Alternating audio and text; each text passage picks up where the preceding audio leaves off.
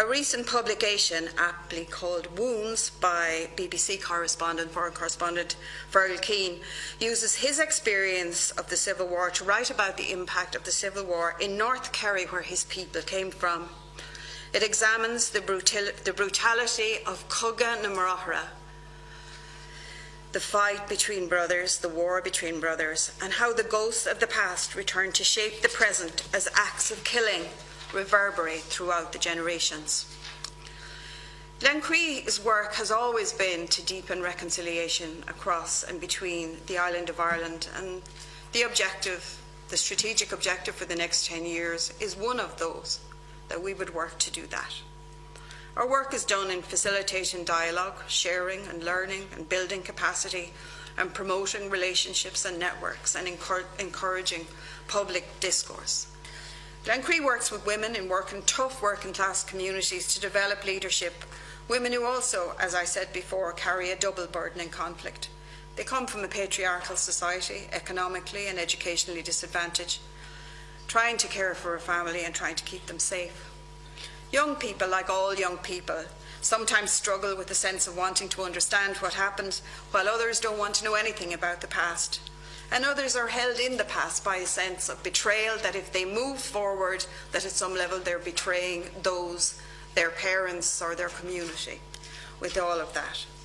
And many, of course, are carrying, as we know now, intergenerational trauma. Relationships are so important because they are fractured. For a long period of time we have turned our backs on each other, this state and the Northern Ireland state. The quality of relationships, the presence of relationships, and a sense that there's a place for everybody on this island needs to be spoken about, and spoken about again in a spirit of generosity and genuineness and service. And using dialogue to have different conversations. What dialogue means is increasing the flow of understanding between people, enables people to stop rivaling and competing with each other, where all in a room feel safe to speak and are respectful and are heard without judgment, creating the conditions that enables people to find meaning. And language. Language is heard and understood differently in different traditions. We need to watch our language, because our language can be used to inflame and denigrate, and it also can be used in a supportive way.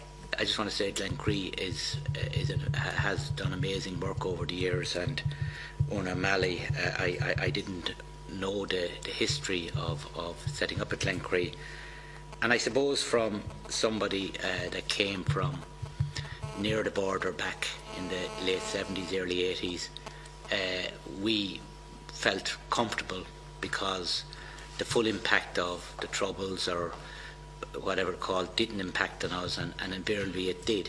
The questions, I suppose, centre around the whole issue of truth, recovery, justice, support services and remembrance and recognition, and in addition, particularly the items that were mentioned by Glencree at the bottom, and I suppose they all fit in and intertwine with one another. So, yeah, I think what the previous contributions illustrate is that the kind of work that we're engaged in is extremely difficult and sensitive, and that for many of the communities and the individuals and families affected by the violence, while they may have been 45 and 35 and 20 years ago, they are in fact, of course, 45 minutes, 20 minutes, 35 minutes ago in the minds of these communities. There has been an inordinate delay in attempting to get a process that would sensitively and carefully go through all of these issues and get people and individuals and communities the acknowledgement that wrong and harm has been done, to get answers to the questions that they have, and then hopefully at the conclusion of that process to get an apology in relation to whatever harm has been committed against these communities right across the island, and indeed across the water. When I look at Glencree, I think of how do you unravel that, because of all of us here, you're probably the ones that are the most neutral. But in relation to Glencree, I think obviously there's a new round of work that actually is probably needed. I have attended, as Pat knows, many years ago over in various different discussions and often heated discussions, but they were always come to an end, and the way that actually people actually reconciled themselves with it.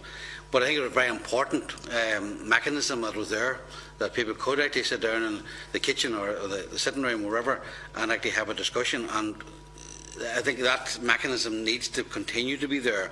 The legacy of the past is really about our future together on this island. The agreement in its three-stranded approach was designed and envisaged to repair the broken relationships which gave rise to the conflict across the island. So the conflict within Northern Ireland, the conflict between North and South and between the two islands was to be repaired in the context of that agreement where we could work together. We don't have anything else. And to answer your question, Senator Black, that intergenerational trauma is no surprise, because really people have been traumatised and hurt. Parents have been, and grandparents, and children have seen more than any children could see. And new evidence really that's presented recently has also said that there is an actual change in people's DNA because of trauma that's experienced by people. So it's not just the experience and the recovery of it, it's that at some level, we are fundamentally changing the way we see the world and the way our bodies and our minds operate. And I'm not a psychologist, but I do know that. What kind of answers can people hope to receive in these dialogues and discussions? And we regularly answer by saying that the depth, or rather the quality of the engagement you get will reflect the depth of the relationship that you form. So again, fundamentally this comes down towards people's willingness to be sensitive, to be honest, and to acknowledge the harm that has been done. And to be courageous. To show courage in the effort to embark on that journey. Peacemaking is a journey. You know, you don't front load the destination in the first few steps. Start the journey and let the destination take care of itself. And in that way you'll test sincerity. You'll be able to test our people sincere in their efforts to really meet the concerns of both society and those who may be harmed as a consequence of what we would have gone through 30 and 40 years ago. Our organisation is not a place which encourages positional type of debate. That's pointless. What we really want to do in the context of the work that we're engaged in is to see, can we humanise relationships to a point where people don't feel that they have to attack, but that there's a genuine engagement and a recognition that people are coming into a space where they do have genuine concerns that have to be addressed and genuine questions that have heretofore not been answered.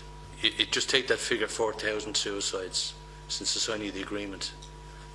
I mean, that's the kind of massive impact that the conflict has had within Northern Ireland as a society. So there's a huge obligation on committees like this and other organisations to be aware of that growing number. So thank you, Chairman. Thank you. Thank you.